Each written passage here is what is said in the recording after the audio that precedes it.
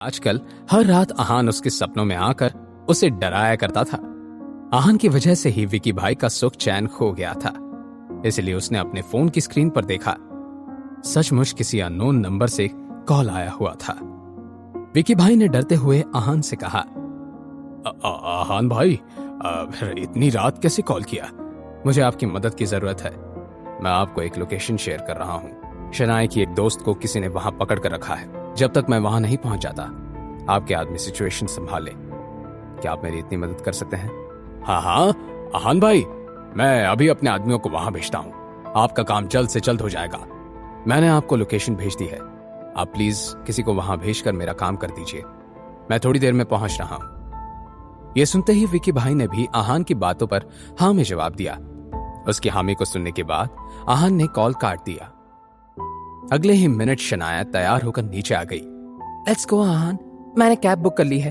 शनाया वैसे तो बहुत परेशान थी, टेंशन में थी, लेकिन ऊपर से बहुत स्ट्रांग और फोकस नजर आ रही थी। लेकिन इस वक्त रूपल की हालत बहुत बुरी थी। इस सब के बावजूद रूपल ने अब तक एक बार भी रजत चौधरी से अपना पीछा छोड़ने की ना रिक्वेस्ट की थी और ना ही उससे माफी मांगी थी। रजत चौधरी को यह देखकर गुस्सा आ गया और उसे डराते हुए कहा, मैंने तेरे जैसी बेशरम औरत आज तक नहीं देखी। तुम मान या मत मान, लेकिन मैं आज इसी रूम में तेरी जान लेकर रहूंगा। रूपल अपने सामने खड़े इस जानवर की धमकी को सुनने के बाद जोर जोर से हंसने लगी। ये देखने के बाद रजत चौधरी का मुंह गुस्से से लाल हो गया, लेकिन फिर भी उसने गहरी सांस लेकर रजत चौधरी को देखा और बिना डरे बोली, आज रात अगर मैं मर भी गई ना, फिर भी तुम्हें अपने मकसद में कामयाब नहीं होने दूंगी। मैं रूपल गुप्ता तुम्हें बर्बाद कर दूंगी। रूपल की बातों में एक तरह का जज्बा था जो रजत चौधरी को डरा रहा था, लेकिन इस डर पर रजत चौधरी का गुस्सा और घमंड हावी हो गया। तुम मेरे साथ क्या ही कर सकती हो? बड़ी बड़ी बातें करने के बाद कुछ नहीं होता। रूपल खड़ी होकर खिड़की की तरफ देखने लगी। तो तुम क्या करने की कोशिश कर रही हो? नीचे उतरो, नीचे उतरो। अगले ही पल जोर की आवाज आई।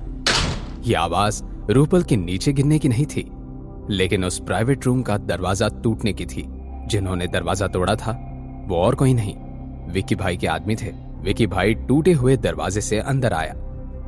अंदर आते ही उसने एक नजर घुमाकर शनाया की दोस्त को ढूंढा। एकदम से उसे खिड़की में कोई जख्मी लड़की खड़ी हुई नजर आई। ये वही लड़की जिसे उसने प्राइड होटल में देखा था। मिस रूपल, आप कौन है मिस्टर, और मेरी प्राइवेट रूम में क्या करने आए हैं? उसने अपने कदम रजत चौधरी की तरफ बढ़ाए और अपने जीन्स की पिछली साइड से एक गन निकाली। विकी भाई ने रजत चौधरी के सर पर बीचों बीच अपनी गन तानी और उससे कहा, मिस रूपल को इतना जख्मी करने की और उनके साथ जबरदस्ती करने की तुम्हारी हिम्मत कैसी हुई बे? गन देखने के बाद रजत चौधरी पहले ही डर गया था और विकी भाई की बात सुनने के बाद वो कपकपाने लगा। रजत चौधरी ने फिर हकलाते हुए विकी भाई से पूछा, आप कौन हैं? देखिए, मुझसे गलती हो गई। मैं अभी मिस रूपल से माफी मांगता हूं। विकी भाई का काम ऑलमोस्ट पूरा हो गया था। उसने सोचा कि अब इस रजत चौधरी को यहां से भगा देते हैं, लेकिन तभी विकी भाई की नजर खिड़की में खड़ी रूपल की तरफ गई और उसने रूपल के चेहरे पर बने हुए चोट के निशान देखे। इसलिए विकी भाई ने अपना मन बदल दिया और मन ही मन में कहा, अगर आहान भाई को पता लग गया कि एक तो पहले इस खूबसूरत लड़की का चेहरा लाल हो गया है, कुछ तो करना ही पड़ेगा। अब विकी भाई रजत चौधरी के साथ क्या करेगा? क्या रूपल को विकी भाई के यहां आने का सच पता चल जाएगा? आहान और शनाए के आने तक ये मामला किस हद तक पहुंचने वाला है? गन देखने के बाद रजत चौधरी पहले ही डर गया था और विकी भाई की बात सुनने के बाद वो तो कपकपाने लगा। वो ये नहीं जानता था कि रूपल गुप्ता का ऐसे गुंडों से कोई भी लेना देना होगा। विकी भाई ने गुस्से से रजत चौधरी की तरफ देखा और कुछ सोचने लगा, इस बूढ़े को कैसे सबक सिखाऊं? मैं इसको ऐसे ही तो नहीं छोड़ सकता। एक बार फिर से विकी भाई की नजर रूपल के चेहरे की तरफ गई। रूपल की इस हालत को देखने के बाद इस सारी सिचुएशन के बारे में उसने सोचा। उसने अपने एक आदमी से कहा, सुन बे छोटे, एक काम करते हैं, अब हम इस बूढ़े को इसी की दवा का कड़वापन चखाते हैं। जब तक मिस रूपल इस घिनौने आदमी को माफ नहीं कर देती, इसके चेहरे पर एक के बाद एक बिना रुके थप्पड़ लगाओ। विकी भाई का ये ऑर्डर सुनने के बाद रजत चौधरी के चेहरे का रंग ही काला पड़ गया।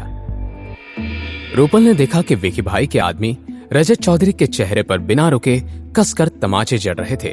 तभी रजत चौधरी ने रूपल से अपने जान की भीख मांगते हुए कहा, मिस रूपल, प्लीज मुझे माफ कर दीजिए।